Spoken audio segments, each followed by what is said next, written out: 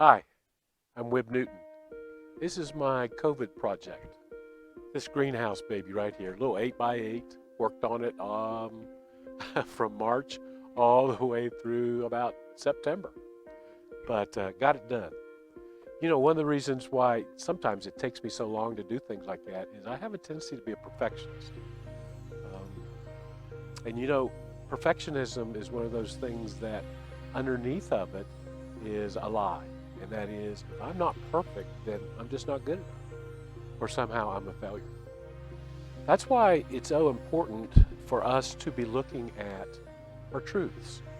Because all during this project, every nail that I put in that was wrong, every screw that I had to re-screw, I was fighting that idea that I'm a failure. I'm not good enough. Maybe not to a big degree, but something that I was. I've asked Terry Hargrave to join us to help us understand how to find truth and why it's so important. Dr. Hargrave is the Evelyn and Frank Fried Professor of Marriage and Family Therapy in the Department of Marriage and Family Therapy at Fuller Theological Seminary. A good friend and a developer of the model that I've used all throughout SelfTech app. So I want to thank Terry for joining me, and I hope that you'll enjoy our journey on finding truth and why it's important.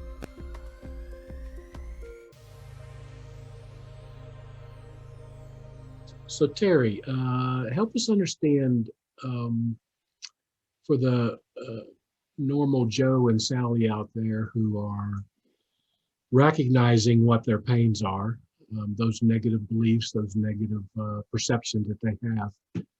Now they're moving towards what we call finding truth about those. And they need some direction on what to do, why this is important in the first place, and then how they can develop those new words, those truths. Yeah. Yeah. One of the things that I think, and I kind of have a threefold strategy that goes along with this. The first one is you have to be willing to hear the good parent in your head. For instance, a lot of the people that we deal with have this person in their head as saying, this is what I need for somebody to say to me.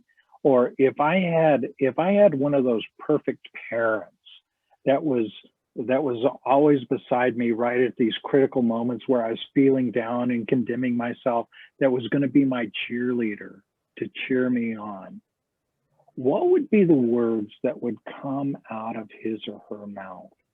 I remember the first time that I identified this with my son, is that he was talking down on himself and was lambasting himself about something that he didn't do, and that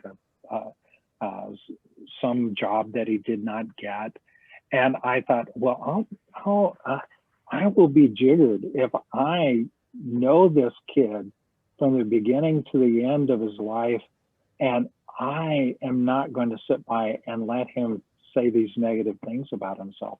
I'm at least going to speak into him and say, Peter, you are so gifted. You are so talented. And I've seen you over and over again. Remember the time you did this. Remember the time that you had the success here. And I'd speak into his life. And I hung up the phone with him. And after this conversation with him, where I was really trying to encourage him, and I thought to myself, why in the world would I do that for my son at such a willing objective, Mm-hmm. and not do that for myself when I feel that way? And I thought, there's one of the elements of self-regulation is that you have to get used to really reparenting yourself, no matter what the message was, or no matter how you got it, whether it's because you didn't have caregivers that were great with you, or maybe it's that you believed a message from a coach or a peer, or maybe you've just gotten used to beating up on yourself. The first thing is that you have to learn how to parent yourself, how to speak into yourself like you would a child that would really need it. You may be a 50-year-old adult but you need still somebody to speak into your heart. Right. And that person actually needs to be you when you're talking about self-regulation. The second thing that I think that you need to really be cognizant of is the idea of going over your history.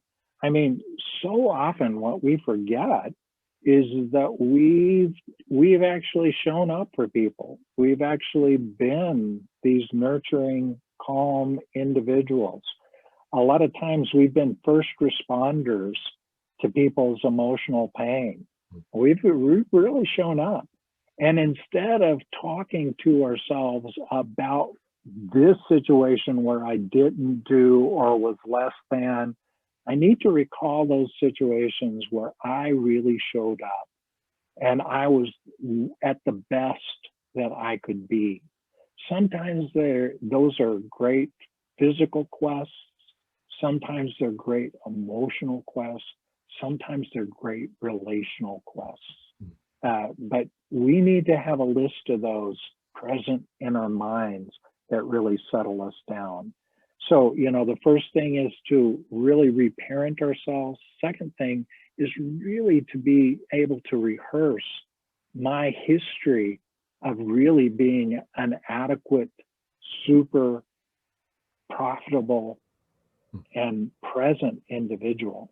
And finally, sometimes we just need things that we know that settle us down, that settle us into the framework. A lot of times people's own spirituality or their religious beliefs are able to boil up and help them. For instance, I come from a Christian background.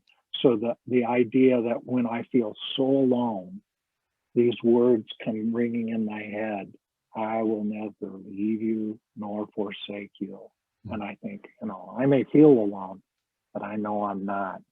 Some people, it will be a little clip of poetry that brings them to this point where they say, yes. Those are the better angels that I need to listen to at this one moment. Sometimes it's physically listening to a song or helping myself breathe that in. Sometimes it's breathing itself allows me to contact the things that I need to. So, there's sort of a threefold purpose: reparenting myself, recalling my own history when I've really shown up and really was the best that I could be. And third is really finding those things and having them at the ready to remind myself to calm down, breathe, and actually take in the message that I want to be able to take in. Now, the SelfTech user may say something like, well, I hear these words, I know them to be true, but man, they still feel so foreign. So what would you say to them about that? Yeah, that's one of the great things about SelfTech is that the idea is to breed a familiarity with those words. Think of it like this: is that if you had never played tennis before in your life, and I took you out on the tennis court and I showed you how to serve a tennis ball, you would be pretty clunky at it while you were learning how to serve, and balls would be going everywhere, and you would have limited amount of success. But you would have those little moments where you were closer to success. That's what it's like in telling yourself this truth, where you're moving these words into embodiment, is that it takes some familiarity.